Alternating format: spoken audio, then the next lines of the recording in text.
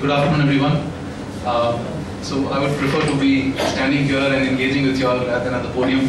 Just to kind of give you some context and background, the introduction obviously spoke about the fact that I'm an internal communication professional, but I also wear two other hats. One is that I began a road safety NGO in 2002. I had a bad accident, bike accident, where I broke my arm.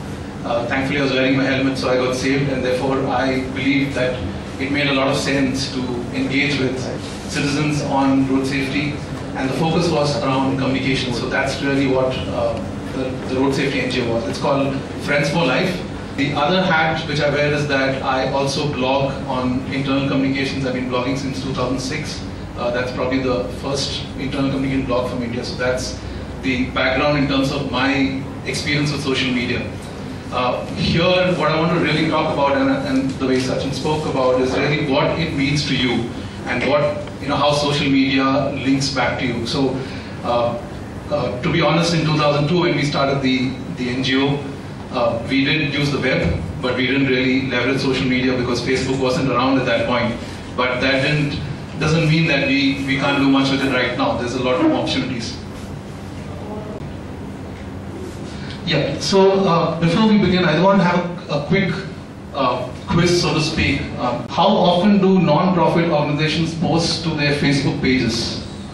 Approximately, what's your sense? We do it every now and then. How often? I mean, what's the number? Every day. Every day? Morning Okay. and evening. Morning and evening, so that's like 7 times or 14 times a week. Okay. And none? What other numbers do you have?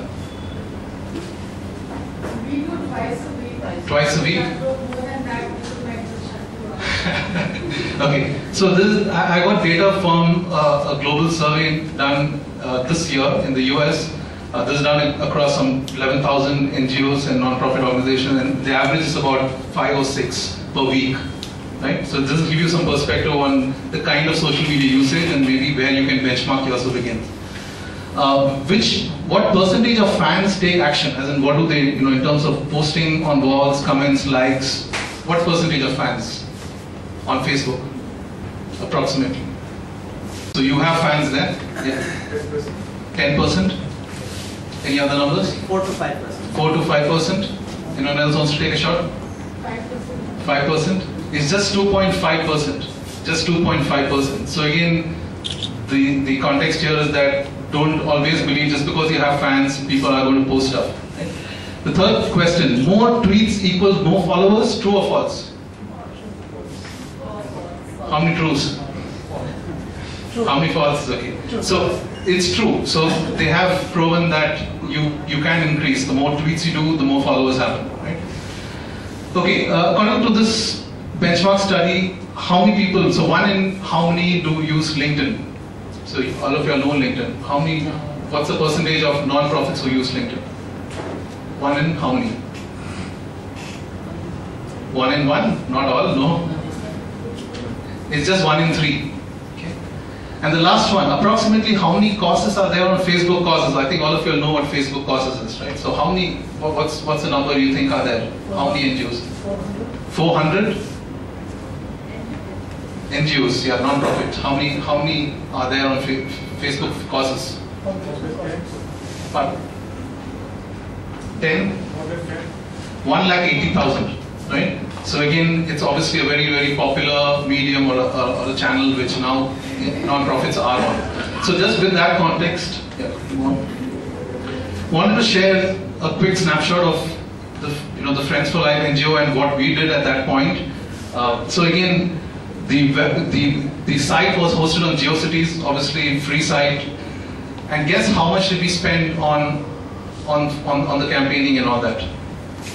Overall, what did we use to spread the word? What's your sense? How much did we use? What's the funding we got? How much did we spend to spread the word? So this a campaign which is run globally. This has been acknowledged by the World Health Organization. In 2003, we were invited for a global conference in Geneva to kind of present our project on road safety.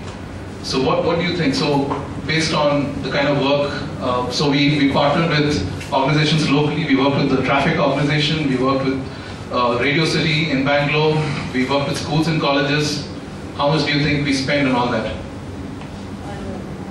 1 million? 1 lakh. 1 lakh? Who said nothing? Absolutely correct. So we had zero funding, absolutely zero funding. So there is no funds which came into the organization. So the way we operated was, if there was an interesting idea we had around posters, and if you can go to the next slide.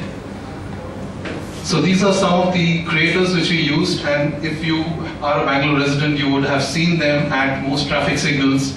The road safety campaign was partnered by the traffic police. They supported us.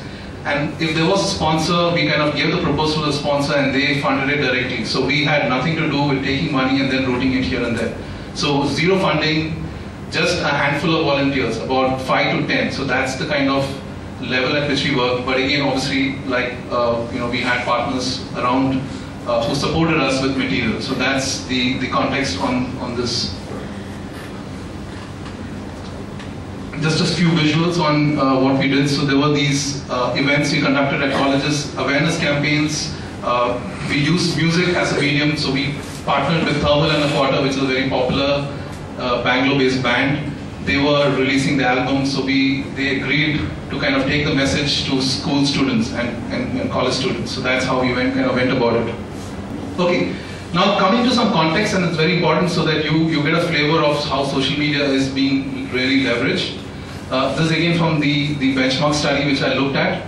Very clearly, for reaching new supporters, people are leveraging blogs and Twitter. So those are the most popular channels, right? So they are not the only channels. If you see, even Facebook appears there. Similarly, for enhancing relationships, you have blogs and video sharing, and I think a couple of speakers in the previous session spoke about that. So these are definitely high visible channels which are being used from a social media perspective. So how many of you all are on Facebook? Okay, good show of hands. How many of you are tweet? Okay, that number dropped. How many of you are on LinkedIn? Okay, yeah, once in a while. Okay, video. How many of you share videos? Okay, so again, I can see the numbers dwindling when we kind of go into channels which are not as popular as probably a Facebook. Yeah, moving on. Okay, so quick snapshot again. So Facebook important, very very popular. Twitter is equally important. Second most popular. YouTube, like one of the speakers pointed out, very very powerful tool to share, update, engage your your stakeholders as well as your partners. Okay, so interestingly, so this is a very very interesting insight which I found. Almost 50% of NGOs are using zero budgets to do their social media. So there is no real investment going in to managing social media. And the other interesting part is that they aren't going out and hiring people to do this. It's either being done in-house, so they are using just a third or a fourth of their people's bandwidth to kind of run social media. So which is, I found it quite interesting, because while there are a lot of consultancies out there, still non-profits prefer to do it in-house and with their own people, because probably it's much better, people understand the context easier. Yeah. And the other interesting point which I want to raise here is that if you spend just 2 hours a week on this, and I think most of you are doing that, you can increase the kind of results in terms of getting people, getting increased traffic, building your volunteer base. So just that amount of consistency in terms of all the time spent can result in a huge percentage, in a huge uptake for your organization. So this is the context which I wanted to give. Yep.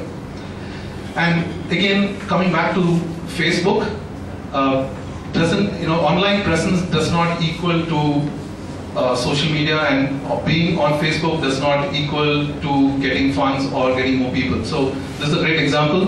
While Oxfam America raised about $1 lakh US in just about 5 days during the Haiti earthquake, there are, like I said, 180,000 NGOs out there, and they are not able to even raise $1,000. So it's very clear that obviously there is something you need to do different in terms of how you pitch your message. So therefore content and the consistency as well as what you really, your intent comes into play here. So that is really what drives participation and engagement.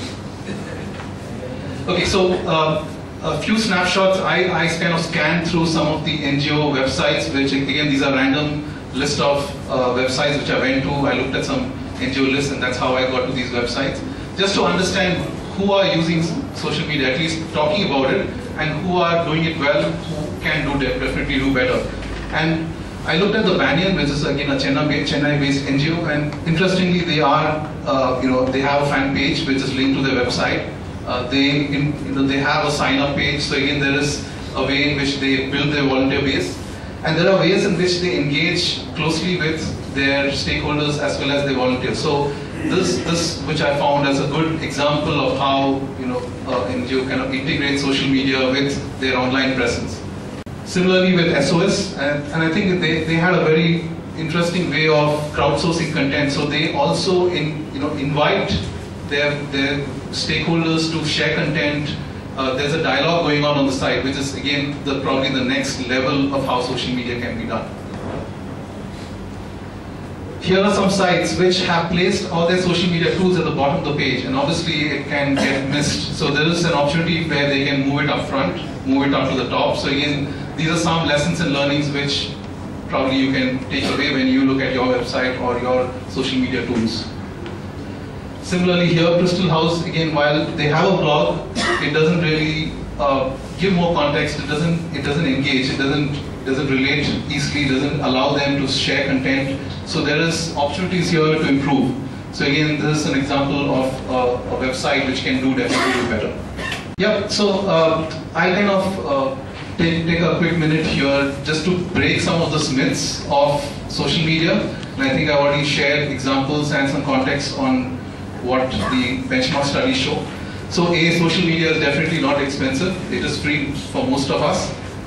It takes time. It surely takes time, and you have to invest time and effort into it. And again, if you leverage the power of your people, I think that's the key thing. If you leverage your staff better, you can reap the benefit much more.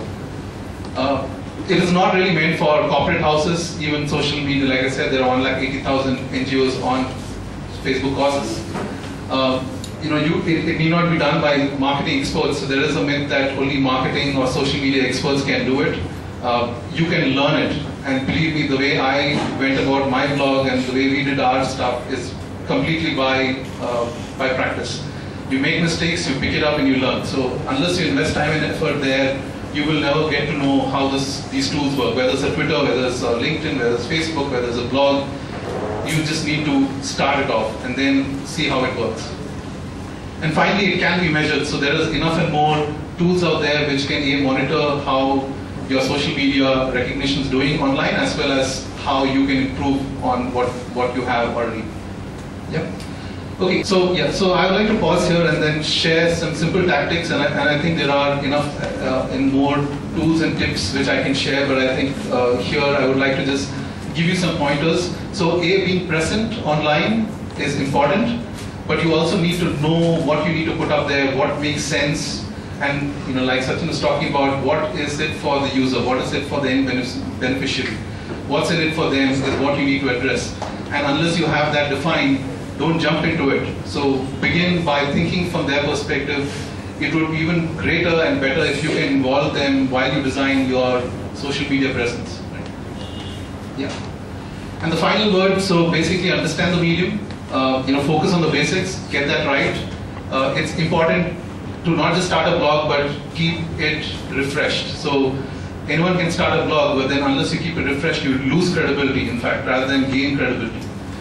And be clear about what you want to accomplish. You want more volunteers, you want more funds, you want to engage stakeholders. What is it that you want to do? That needs to be defined and clear up front.